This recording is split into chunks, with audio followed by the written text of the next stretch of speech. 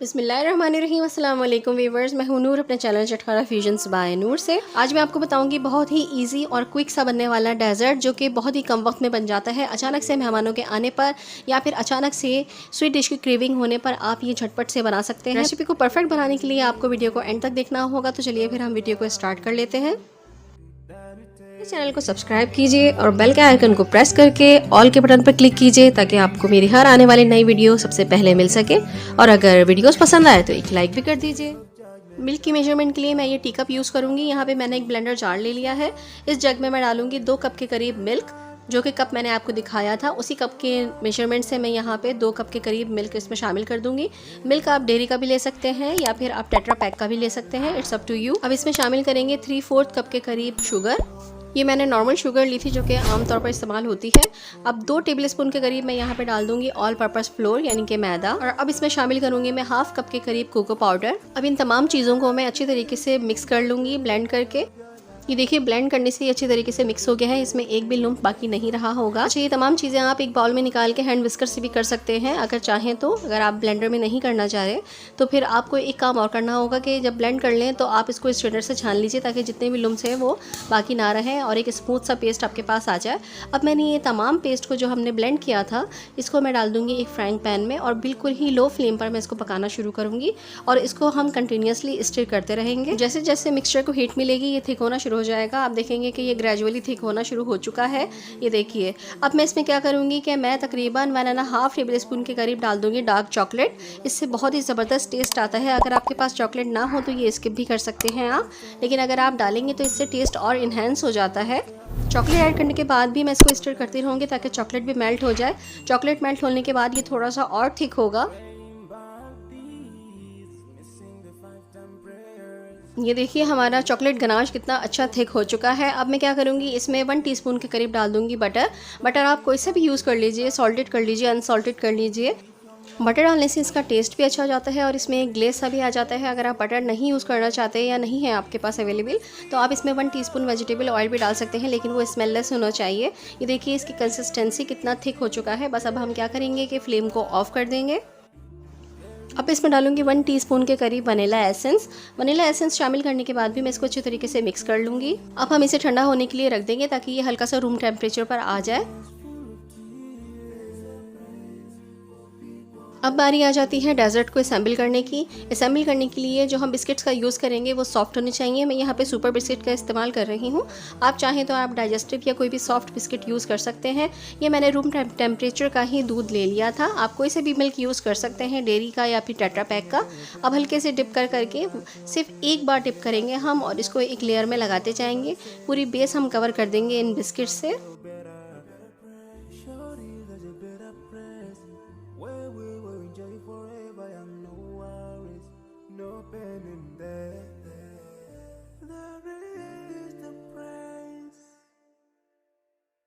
Biscuits की layer लगाने के बाद जो चॉकलेट गनाश हमने बनाया था वो इसके ऊपर एक लेयर में लगा देंगे। ये डेजर्ट बहुत ही मज़े का बनता है, बहुत ही जल्दी और क्विकली बनकर तैयार भी हो जाता है। बच्चे और बड़े घर में जितने भी मेंबर्स हैं सभी को पसंद आता है, तो इसे ज़रूर ट्राई करिएगा। अगर रेसिपी पसंद आ रही है तो रेसिपी को लाइक कर दीजिए। चॉकलेट गनाश की लेयर लगाने के बाद ऊपर से मैं वाइट चॉकलेट चिप का इस्तेमाल कर रही हूँ ताकि नज़र भी आए और अच्छी भी लगे।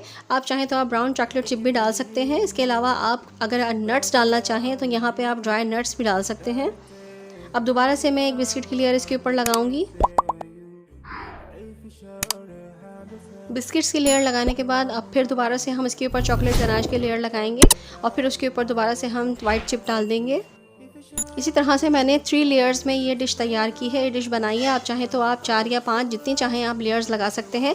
ये डिपेंड करता है आपकी डिश के डेप्थ पर कि आपकी डिश कितनी गहरी है, आप उतनी लेयर लगा सकते हैं। यहाँ पे तकरीबन बिस्किट्स के 3 पैकेट्स मैंने यूज़ कर लिए हैं। बिस्किट्स के 3 पैकेट्स में आपने आराम से एक स्वीट डिश बना के तैयार कर ली है। बहुत ही ईजी और बहुत ही रीज़नेबल प्राइस में ये बन जाती है। बहुत ही कन्वीनियंट रहती है ये स्वीट डिश और बहुत ही बजट फ्रेंडली भी है।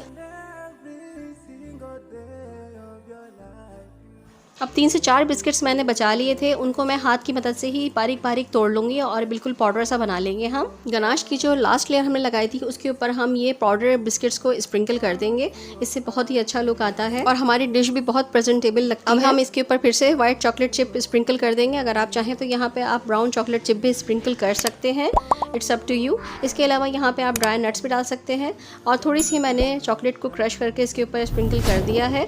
ये देखिए कितनी अच्छी और ज़बरदस्त ही हमारी डिश तैयार हो गई है। अब हम इसको रैप करके फ्रिज में रख देंगे, रेफ्रिजरेटर में रख देंगे तकरीबन 3 से 4 घंटे के लिए। 2 से 3 घंटे भी काफ़ी होंगे, लेकिन अगर आपको बहुत ज़्यादा अच्छी और चिल्ड चाहिए तो आप 3 से 4 घंटे इसको रेफ्रिजरेटर में रख दीजिए। ये लीजिए व्यूअर्स, 3 से 4 घंटे मैंने रेफ्रिजरेटर में रखने के बाद इसको निकाल लिया है। कितनी ज़बरदस्त ये हमारी डिश लग रही है। बस अब बारी आ जाती है इसे सर्व करने की। तो देखिए हम थोड़ा सा इसको इस तरह से कट कर रहे हैं। ये देखिए कितनी है ना माउथ वाटरिंग सी रेसिपी हमारी। देखिए माशाल्लाह माशाल्लाह कितनी ज़बरदस्त ये डिश हमारी सेट हो चुकी है। बहुत ही यमी, बहुत ही मज़ेदार, और इसको जितना चिल करके खाएंगे उतना ही ज़्यादा आपको मज़ा आएगा। बहुत ही मज़ेदार और बहुत ही डिलीशियस है ये डेजर्ट बनके तैयार होता है। बहुत ही यमी होता है, घर का हर फर्द इसको पसंद करेगा और आप बनाएंगी तो कोई सोच भी नहीं सकेगा कि कितनी कम मेहनत में इतना ज़बरदस्त डेजर्ट बनके तैयार हो चुका है। अगर आपको मेरी वीडियो अच्छी लगी है तो वीडियो को लाइक कर दीजिए। मेरे चैनल पर आपको बहुत ही ऑथेंटिक और ईजी रेसिपीज़ बहुत सारी मिलेंगी और आइंदा आने वाले वक्तों में भी बहुत अच्छी और यूनिक सी रेसिपीज़ मैं आप लोगों के लिए लेकर आने वाली हूँ। सो अगर आप भी मेरी वो रेसिपीज़ को वॉच करना चाहते हैं तो आपको मेरी यूट्यूब फैमिली में शामिल होना पड़ेगा। तो चलिए फिर, अगर न्यू हैं तो मेरे चैनल को सब्सक्राइब कर लीजिए और बेल का आइकन प्रेस कर दीजिएगा। इससे ये होगा कि मैं जब भी वीडियो अपलोड करूँगी आप लोगों को नोटिफिकेशन की सूरत में वो मिल जाएगी और आपसे वो वीडियो मिस नहीं होगी। तो इंशाल्लाह ताला आऊँगी अच्छी और यूनिक सी रेसिपीज़ को लेकर। जब तक के लिए नूर को अपनी दुआओं में ज़रूर याद रखिएगा और अल्लाह ताला आप सबके रिस्क में भी बरकत अता फरमाए और आप सबको अपने हिफ्ज़ व अमान में रखे। तो इंशाल्लाह ताला आऊँगी। जब तक के लिए अल्लाह हाफिज़। अल्लाह ने